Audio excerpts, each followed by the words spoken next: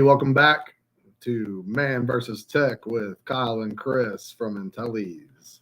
Hey. What's going on, everybody? Welcome. Happy Wednesday, 11 a.m. here in Houston.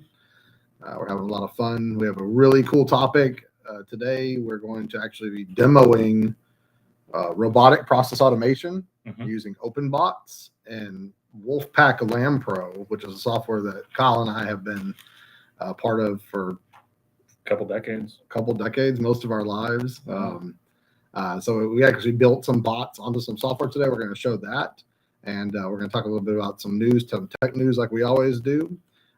So let's get started with the fun tech information that we got going on here. Yeah. Let's see. I have it right here. So can you just share the screen? All right. Is it that one? Yep. There we go. Share screen. I think you gotta. Perfect.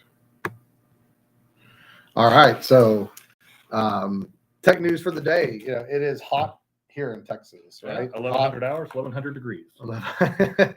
We're from the Woodlands, which is a little bit north of Houston.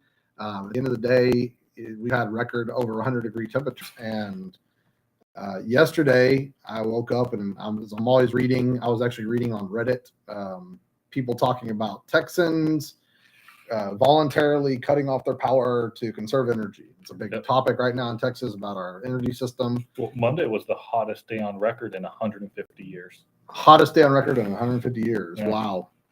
And I think that was the day that the AC guys were fixing my AC, so I was feeling it. It made me kind of look this whole thing up.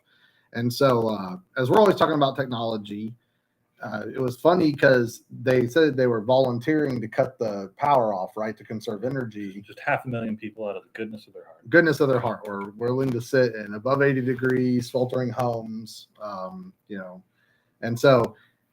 What was funny is I like to read articles and then I like to read the comments. The comments, that's where you get the popcorn. Yeah, that's where the popcorn's at, right? So I go start reading the comments and people are just complaining like they do normally, being Karens. And other people start posting information about these smart thermostats that people are installing in their homes. And I have them. I'm not going to give any brand names or knock anybody, but there's many different brands that are out there, and that their thermostats were literally being remotely, this is from KHOU 11, it's a local Houston TV station, but their thermostats were being raised remotely by their electricity providers without their knowledge. Well, they said they didn't have their knowledge, right? So Kyle and I were talking about this a little bit yesterday, and the whole program is actually set up to be viable, and this is the actual news setup right here. So it actually happened to some people here in Houston. They're talking about about 2:30 they sat down and take a nap, and they have a 3-month-old there. They woke up sweating, didn't know that the thermostat itself had changed itself, right? And what it is that you can sign up through your thermostat or Smart Savers Texas. And I know that I just installed some smart thermostats and asked me to sign up with my provider. Here where I live locally, we're controlled by one energy company, and they're actually listed in this article. However, they didn't participate. So I also turned off any outside things. So mine just works when I leave by location. Yeah.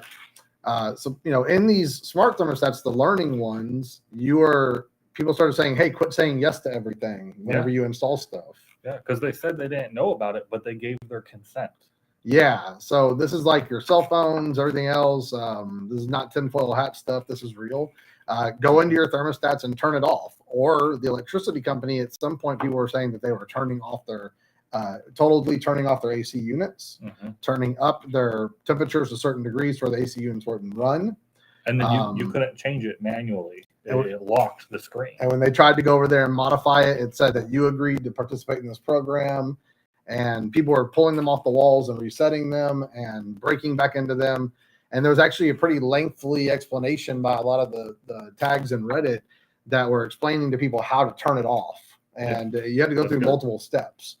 but it was part of the initial, hey, I agree to take a look at, or agree to these terms and conditions. And that agreement was allowing certain energy providers to basically control your smart information. The grid's overloaded. Thank you for your sacrifice. Yes, yes. So, as we're always talking about tech news, this whole, podcast, webcast, whatever you call it, is all about man versus tech. And I'm all about the smart house. I think having a smart house is fun. There's a lot of cool things you can do. It's always fun when people come over. I say, like, Alexa, turn on the lights, and things happen in my home. Everybody's like, wow, that's cool. Being able to control my thermostats from my phone.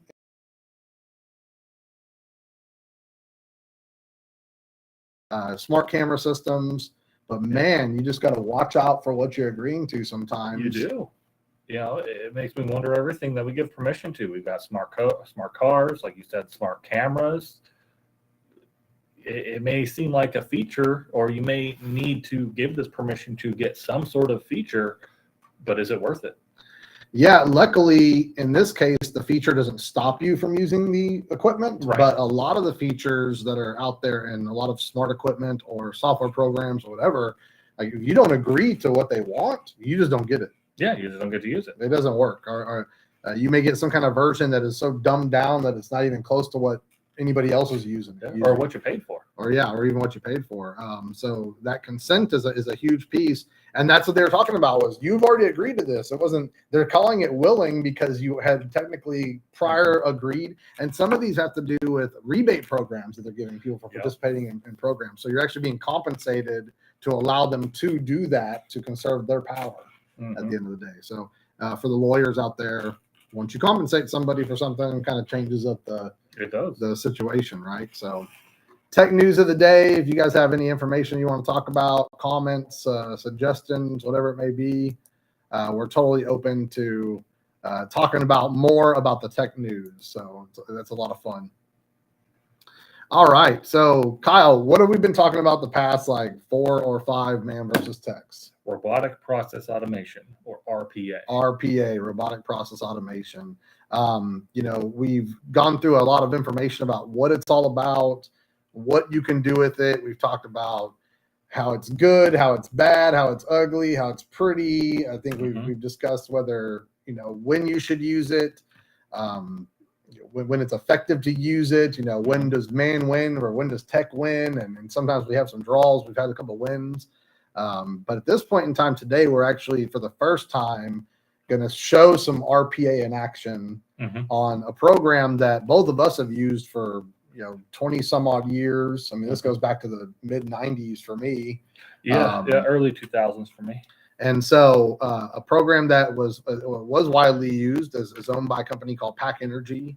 It is called the WolfePak LandPro system, right? And so Kyle and I were around at the old school LandPro days and still using it today.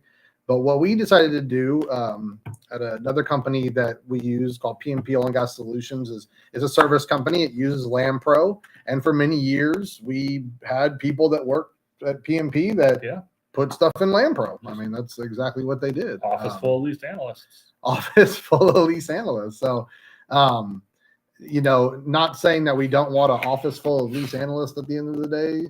I think that you still need an office full of lease analysts getting the job done because, the land department is the land department. And it was funny, what we were talking to a pretty high-end major just the other day that they worked in the midstream land department. And they made a comment that the midstream land department had to be checked by the upstream land department, and they didn't fully believe them. So there's a hierarchy there. Hierarchy of land department to land department. For those of you in the energy industry, oil industry, we invited a ton of land people to this. So, you know how it is in the land business. We all want to make sure it's done the right way, our way. But for many years, we had people that would do all this legwork, and a lot of it was extra legwork, like keying in an owner, keying in legal descriptions and location information and tons of different stuff that would just be kind of mundane. A lot of it was work that the landman already did. But it was now locked in paper or in a spreadsheet, and the lease analyst either had to go copy and paste certain things and then fill in the blanks, or go retype everything into a different database. Most of the time we were taking a long time ago, manual packets delivered to us by mail. Going in the future, scanned full lease packets and then rekeying those into the system. Maybe even sometimes looking at the Excel reports, but not really ever copying and pasting anything because a lot of that was not organized, or people were just faster to get it the certain ways we wanted our data to look, right? Yeah. So we were transposing it manually. It's easier to do things in your flow than it is in somebody else's. Yeah, ain't that the truth? I think that's a huge rule to say right there. So we're going to share another screen here just to talk about the bot system that we use. So talk a little bit about OpenBots, Kyle. What do you know? OpenBots was the first RPA platform that did zero bot licensing, the first major one that can be used. And what that means is that you're not paying per bot that you create. OpenBots has a free studio application for designing bots, creating bots, and running bots manually. And then they have OpenBots Server and OpenBots Cloud Server for orchestration. They have a couple extra additional functions, including a business analyst tool and a IDP, or basic document processing tool, called OpenBots Documents. And basically what OpenBots allows you to do is to create these bots that do automated or repetitive tasks, and then Cloud Server lets you automate those tasks. And unlike some of the other names that you may have seen on the screen here that you may be aware of, they don't have a large upfront price tag. It basically, all the core functionality is zero cost. And when you want to automate things, when you want to add certain other functionality like OpenBots Documents, is where cost starts getting introduced. So it's a much lower barrier to entry and a much lower overall cost compared to some of the other RPA providers out there. It's a great explanation.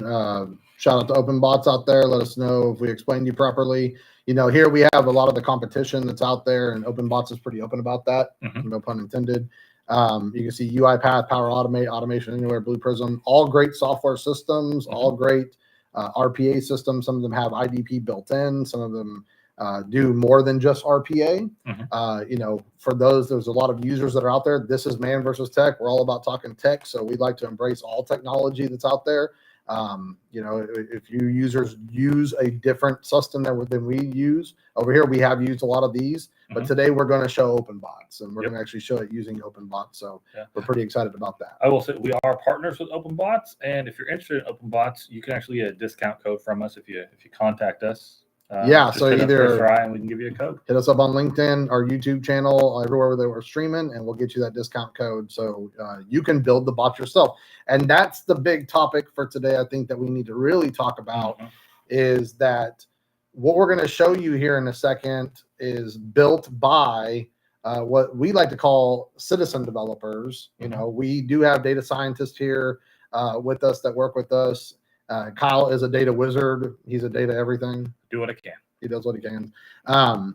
So, one of the people who actually built this bot built it alongside with a senior lease analyst. So it was actually people who created the bot. And I think that's a big point of what I want to talk about today as we have this particular talk and this conversation using RPA. What the video we're going to show today, it just looks like a ghost is working on your computer. It does. If you set up a computer with a monitor and let this bot go, like the mouse is moving, things are being typed. There's stuff going in, there's windows being opened. It's like all the stuff you do, but nobody's touching the keyboard. There's no clicking, there's no mouse moving. You're just watching it go. So, I remember the first time I saw it, I was kind of taken aback. And the first thing that went through my head was, wow, there's something that literally is opening up folders and putting something somewhere and typing in data from some other place and capturing the information the same way we do it. But now I'm watching this computer bot doing it. And that was about 5 years ago, actually, when I think I first saw something like what we're going to show today. Yeah, probably 17 or 18. And at the end of the day, I wasn't really scared of it. It was an interesting thing to see. And the first thing that went through my head was, wow, robots can do something a human can do, so this is going to be a game changer. And the second thing that went through my head was, I really would like to have this so I don't have to do a bunch of things I really don't like doing all the time. Yeah. Honestly. I could care less to key in contact information or owner information off of right-of-ways and oil and gas leases into a system for 8 hours straight. For lack of a better term, data entry has been a necessary evil to data analysis. That is correct. Just to get to using the data, like we have to have the owner for the mineral interest to connect to the tract, to connect to the working interest, to connect to, whatever that owner does in the world of oil and energy. Yeah. But you've got to start with putting it in. And you have to put in the details of the things that it has. Yeah. And a lot of it's just repetitive information over and over and over again. And so that at the end of the day, you can get your lease schedule by tract or your expiration map or whatever it may be. That's the thing that goes on the wall. That's the thing that goes to management. But you got to do all these other steps first. I never had a client or a manager or a supervisor ever come to me and really care about how I put everything in the system. No, they cared. Was it right? Was it done? Is it on time? Unless they were training me on the system, then there might be some conversation. It was all about the reports I ran, all about the data I gave, and that was where I was judged, and still am today. That's what we do, right? So nobody ever asked how you cook the steak at the restaurant. Nobody ever asked how the cow went, or how was it treated, or whatever. We just want the results at the end of the day. So we're going to start. Right now, I'm really excited about showing this for those of you who are in attendance, those of you who are going to watch this later on. I think this is 20 years in my mind in the making. Yeah. Kyle and the team did a wonderful job putting this together. So now it's time to share some screen. Yeah, and maybe if we click on that too. Do that, and then that should give us picture-in-picture, so they should be able to see, like, it'll play big, and then maybe we'll be small. I don't know. Okay. But yeah, we'll try that. Probably do window here. And then, what is it that we're playing? The video. Oh. I don't know that it's not seeing that app. This one down here. And now we can minimize it. But that's weird. Oh, wait, pull it up. Okay, so I think we'll have to do entire screen. Yeah, I think if we click on this one, and then just click that and then share. All right. Look at that. The window in the window. I love it. Yes. All right. So here we go. This is WolfePak LandPro running with OpenBots, converting from Quorum. Is that a Quorum land export? It is. Is what we have here? Yeah, so it's a Quorum. Oh, man, I want to say there's about 250 columns in this thing. It's a big spreadsheet, and so this is it running through everything. So that's OpenBots, right? This is the OpenBots. You're seeing OpenBots. I mean, it's in a little bit just of a sped up fashion, so we can do our webinar today in 30 minutes, right? That's a good point, because we had a human race this. Okay. And they were neck and neck. To do the whole process, start to finish, took the human 45 minutes and took the bot 44 minutes. Okay. So you're talking about full lease entry, yes, owner, tract, royalty, everything that you're going to see. Everything, special provisions, obligations, chain of title history on it, all that stuff. Took the human 45 minutes to enter. Took the bots, like I said, 1 minute faster. Not a big deal. But the big difference is the human goes home at the end of the day. The human takes lunch. The human goes to the bathroom. The human needs a snack. So I like snacks, at least. I mean, yeah, you got to. I got my water right here. I always have it with me. I do like taking lunches. I'm not always on my A game. I can say that at the end of the day. So when we did measure this, and I think this was a point, right? We wanted to see. We're always questioning man versus tech. I mean, that's why we have our cool webcast anyways. But we also want to make sure that we're seeing ROI in the products that we're putting together for our clients, or things that we're testing out to see what it does, right? And so that's a good point. This bot is, as you're seeing it, is doing the work, right? It's executing certain things right now. It's putting in a lessor ID. It's putting in a lessee ID. It realized it needs a new record. It's going to create that new record from the information it's pulling from, and then re-stick it back in. This is the processes that a human would do, right? Yep. So just talking about some specs as far as, John Henry versus the train, because that's what we got going here. We wanted to see, is it better? Is it faster? And what happened? So during the work day is what you're saying, 8-hour work day. We all go to work, and the bot and the analyst were neck and neck. Yep. Right. I mean, even with lunch, the bot and the analyst are able to do about the same amount of work in the same amount of time, 44 minutes, 45 minutes per. Yep. So 8 to 10 oil and gas leases, full packets go into the system per day, right? Work day at that point in time. Right. But what would happen technically though is as the employee left for the day, right, went home to go about their personal life, and you got to have it. You got to go home to kids or husbands and wives or just whatever, clean, do laundry. The bot kept putting in leases, right, and it just didn't stop. So by the next morning, we found out whenever our analyst comes in, they come in like 7:30, 8 o'clock in the morning. She's logging in. The bot's got 30, some odd, 25, 30, leases input to her 8 to 10. And no matter what happens, that bot is 2/3 ahead of that employee every day they work if they can keep up with the 8 to 10 a day. Right. They will always be 60% behind. Exactly. And it got worse every single day. Yeah. The bot just kept getting further and further ahead of the person. Now, this isn't a scenario the person's not doing a good job. This is just a situation that a person literally cannot work 24/7, 365, and consistently do what these bots do on top of it, which is be consistent, giving the same data, filling out the same information over and over and over again. So when you look at it, that's one thing we did want to share with everybody was the actual specs on this whole thing, what the actual time is. Did we test it out against man versus tech? And I'm going to say in this one, tech kills it. It does. Well, I think so. At the eighth hour and 1 minute, tech takes over and is able to do this. So this is coming from a quorum export. If anybody's ever bought assets in oil and gas and energy, other people may use quorum. You would get the same standard export, right, that we have out of QLS. Out of QLS, I think is where it came from. And so this bot actually works with taking that data and putting it into Visual LandPro or WolfePak LandPro. I'm so used to calling it Visual LandPro, into WolfePak LandPro. So basically, if we were to get another quorum export, we could apply this bot right away, and it would start doing the work that you're seeing on screen right now. Correct. So for many years, this was ways that, right now we're sticking a tract and mineral ownership is going in. It's going to select the owner. It knows what to Sydney Silverman. It's going to choose its entry.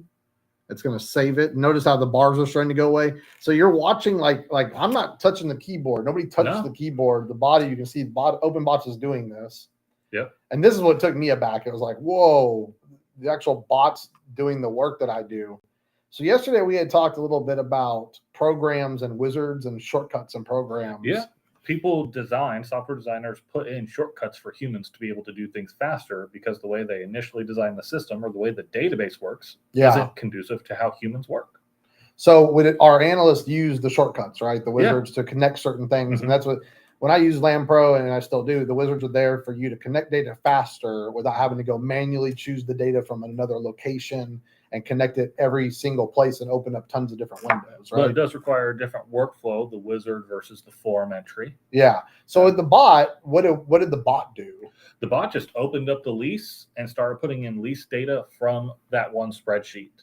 And it did a front-end data conversion, right? It's taking that one spreadsheet, has all the lease data, all the tract data, all the owner data, everything that goes along with that lease, special provisions, working inch royalties, all that's in there. And it is just going to the lease and attaching everything to it, kind of like a spider web with the lease at the center. That's interesting. You say data conversion. How many data conversions have you done in your career? Dozens. Several dozens. That's it? I'm expecting you to say hundreds. And I think I've given you dozens. It depends. Yeah. It depends on how far back we go. Data conversion, probably the number one thing I hate to hear when I'm hearing about moving from software to software. Because and most people I still talk to this day, they always say, I don't know if we can trust the data, right? Then you have system to system, things are different. In this case, Quorum is a lease-based system going into a tract-based system. I believe in Quorum in this particular environment, you have to uncheck certain things as you add in multiple counterparts. Acreages in particular, because it'll double count gross acres. Yeah. So, that's a different data set than what Visual LandPro or WolfePak LandPro requires, right? How many tabs does it take for the DB for the back end of an import for LandPro? Yeah. I mean, it can take up to 70. The last data conversion I did was from a DB2 system over to LandPro, and that one took 26 tables. 26 tables, and this Quorum Excel export we have is one table, right? So you spend like most of your time transforming it into the 26 tables, up, right? Put all the things in the right place. So a lot of people ask me whenever I'm quoting a data conversion for customers, or that, can we do a sample of like 30 to see how it works and whatnot? And you always tell me, Chris, it's going to take me the same amount of time to do 30 than it does take me to do 500, because I have to go through that one to many table situation for just a couple records is the same as all the records. Yeah. Okay. And so I have to go back and tell them that's not really going to happen. So, for me, data conversions, you never see what you get until the end. Right. Okay. Unless you want to pay for it twice. So you can work through the things. Right. Right. But then you're kind of double paying for something. But it does. It goes straight from 0 to done. And you can talk to the clients about what you want to see in the data to try to massage that the right way, right?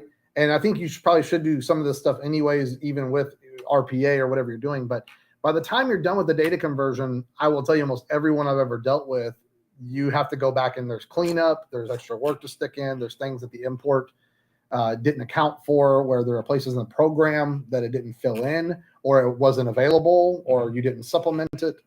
And so what I started seeing with this was you're not limited to a back-end import table, right? And only what it will take.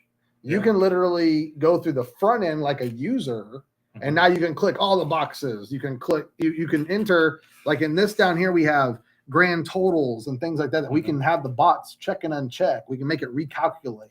Yes, it can take the gross acres times the mineral interest to calculate the net acres. Right. Instead of having to plug in the net acre number. So normally on like a data conversion from the back end, you would say, here's your gross, here's your mineral interest, here's your net, and you would input that into the system, right? There's no inner system calculation. That's a entry field type of behavior.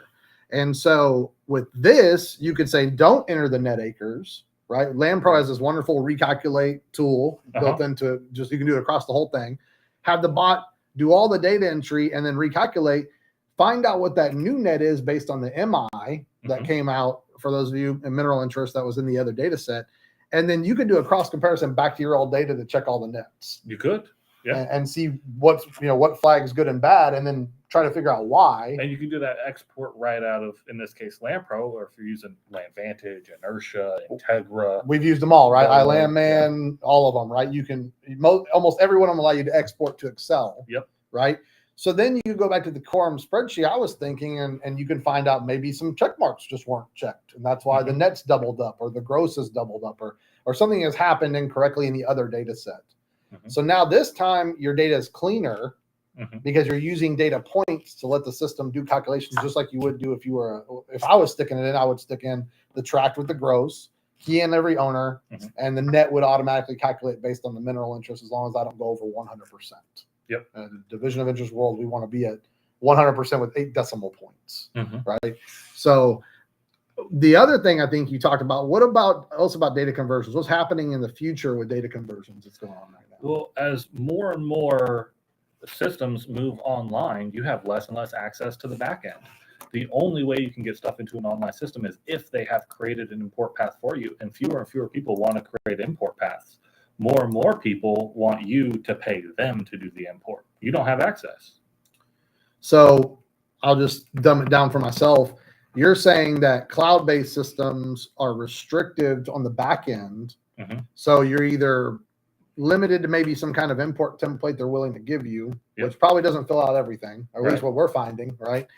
Or you would literally have to go to the software company and you're paying them to data convert into their back end because it's all controlled on the cloud. It's just something you can't access like we used to be able to access it's 5-10 years ago. Owning a car, but you need a separate key to pop the hood, and you don't have that key. Only the software manufacturer does. Man, this is a hard way of putting it. I just don't have that key. You just ain't getting into it. Yeah. It's the truth. And as we see cloud-based systems more and more, I think almost every software that I know of in our business is going cloud. Yeah, they at least have a cloud version, if not totally cloud. Yeah, there's very legacy server based, installed on your PC or desktop versions that are out there. Quorum's a good example. Sure, you got QoS for the enterprise, but now they have Quorum Land on Demand and their whole My Quorum suite on the cloud.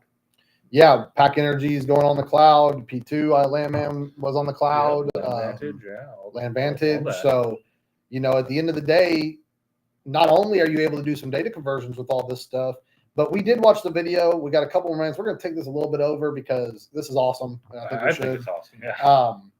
Not only that, but you saw the mundane things that were happening with the bot. We had an 11-minute video. You watched it. I watched it. What if you just had the bot doing some of the stuff, or just taking on there and just filling out like the legal descriptions and locations, and how much time could that save for you if you had another computer set up in your office? It's logged in the software. It's keying in owners for you. It's keying in tracts. You're over there auditing oil and gas leases. You're over there auditing PSAs. You're putting together all the assignments. You're doing land work. You're doing title research.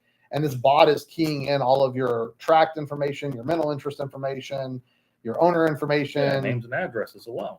Yeah, I mean, I could spend a day creating that data set, which to me, I need that data set. It's what lets me do what I do best, which is start to tell the story. If I'm a landman, I want to tell the story of the title of the tract of land, or if I'm in an AMI with an oil company, I want to be able to tell the story of what's going on with the leases and where they can drill and where the locations are. That's what I'm good at. I feel that I'm decent at data entry because I want to be good at reporting information to my clients or whoever I'm working for, myself at the end of the day. And those kind of reports, making an exhibit, doing all that kind of stuff requires a level of creativity that bots just don't have. That's exactly correct. I agree. Complex situations. I was working with my GIS guy the other day. I don't think we can make a bot that could do what they're doing back there with all the different types of polygons they're creating out of the land contracts that we're reviewing. Yeah. And so there is definitely limitations, but I could tell you, wow, if I could stick in a spreadsheet with 100 tracts and all the mineral owners for each tract and all the title that was there, and I could train a bot to read from that and go stick that into my system of records. So then I was talking to a client yesterday who wants to create right-of-ways out of the Pandel system. Okay, so you can automatically create contracts out of a lot of these systems nowadays, but you need all this information to do it. So it'll automatically fill out the lessor, the lessee, the gross acres, the net acres, the legal description, all the clauses and provisions of the lease, put a signature page, get it ready for notarization. But you have to sit and key all that data into the program just to hit make form. Yep. Right. So I could be sitting back there doing major work, title due diligence, knowing where the title defects are, using my talents, while my second computer in my office is just, put in 500 tracks for me with all the owners and all the chain of title. That's clean. I'm happy with it. And I'm ready for it to make my lease forms to spit out so I can get them out to my team so we can do virtual digital signatures out there in the field or print the thing to paper out in the field, whatever everybody's doing nowadays. And if you want, you can review it. And you may even be in like a Sarbanes-Oxley situation where somebody has to review and approve it. But now you're one person instead of them doing 8 to 10 a day can approve 25 to 30 a day. Man, I mean, per day. Yeah.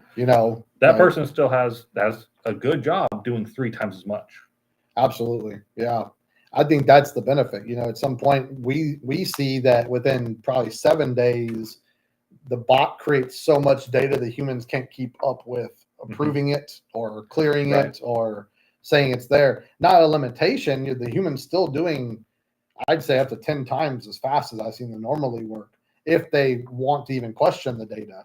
Right. I think you can question the data in the spreadsheets. You can, yeah. There just may be, you may have to hit approve on some of these systems. That's right. That's true. There are rules and laws and company policies, so we do understand that. But we do create the spreadsheets, right? I mean, so the human is in control. Yep. And if you're filling out the things that open bots needs to pull from to go put into your system, you can validate everything right there prior to it going in. So you should be comfortable with that data I wouldn't just let a bot take data and put it in somewhere. No, you should do some checking. You should do some checking. My net's not bigger than my gross. Yeah. Things like that. Make sure things are spelled correctly, especially if you're using like IDP extractions and you're, using OCR technology or you're copying and pasting from things. State IDs. That's one thing I've seen in data conversions with systems. Is it using Texas? Is it using TX? Is it using 42? 42? What is it? What's the state code? And so there may need to be some pre-work done in that spreadsheet beforehand by a human before the bot can take over. Yeah, that's true. We ran into a situation the other day where one GIS system allowed us to put unlimited amount of characters in the memo field and legal description field is actually what it was. Mm-hmm.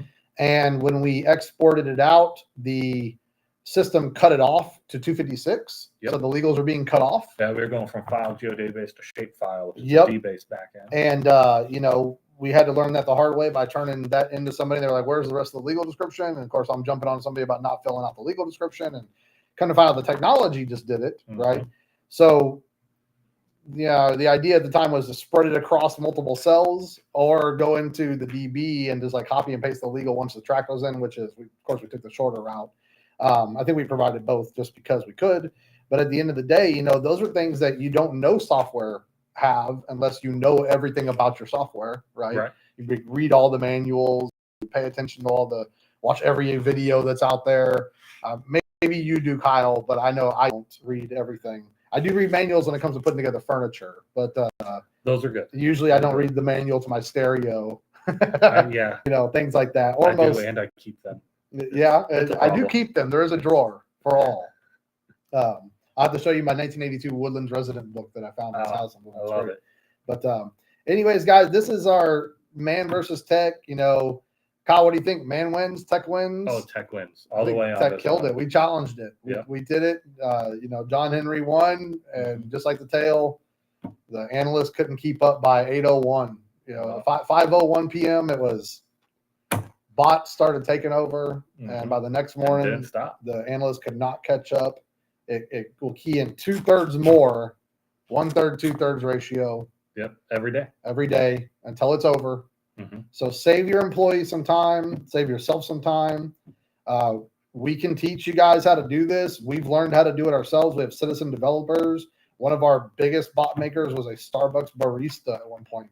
So you can do this. And I think that's the biggest thing we want to tell everybody about IDP, about technology, about taking on artificial intelligence and robotic process automation is don't be scared of it. You control it. Sometimes you just need people to help you understand how to do it. And that's what we're figuring out how to do and what we want to help people to do more than anything else. So absolutely contact Kyle and I. We're connected through our LinkedIn's on YouTube. Email addresses are all there. We'd love to help show anybody out there how you can take robotic process automation, build out a mini Kyle, and let them do the Kyle legwork. That he's a great guy, and nobody, he does a lot of things, but his talents are way better served in actual analytics and doing the real big jobs. Not typing a million some if thens in an Excel spreadsheet to make one thing happen. Same for you. Same for anybody. Make a mini version of themselves. That's the tale right there. If I could have a lot of Homers running around, that's probably not a good excuse for the Simpsons fans out there. But a couple of extra me's would do me a lot of good. My accounting stuff or QuickBooks AP. I mean, we're finding so many different things you can use for RPA. That are simplifying tasks or taking simple tasks, a task that happens once a month, a task that happens for a week once a month, a task that you have to take multiple spreadsheets from multiple departments and combine them in one just to get to a task. You can use RPA to do all that legwork so you can get to that task. And that's what's going to be our message going forward for most of the RPA stuff that we talk about. So everybody out there, we went a little bit over today, but we're excited about it. Very. We got to actually put something together, 20 years in the making on the video. For those of you out there, if you want to contact us, we'd love to show you more about the video and how we did this. And thanks for joining Man versus Tech for every Wednesday, 11 a.m. Central. And we'll be back next week. See ya. Thanks, everybody.